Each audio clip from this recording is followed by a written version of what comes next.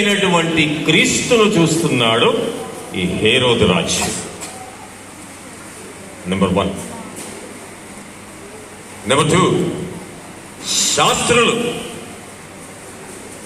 శాస్త్రులు వాళ్ళు ఎంతో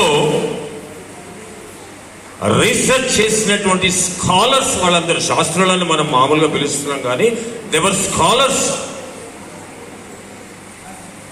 ఎంతో ఈ యొక్క లేఖనాలన్నిటినీ ఔపాసన పట్టి వాటిని వడపోసినటువంటి అనుభవజ్ఞులైనటువంటి స్కాలర్స్ వాళ్ళు నమ్మేటువంటి రీతిలో ఈ బెత్లెహేములో ఒక యూదుల రాజు అనేటువంటి పుడతాడు, అతను ఎవరో కాదు, మెస్సియా అని తలచి ఆయనని ఒక మతంగా చూస్తూ ఉన్నారు.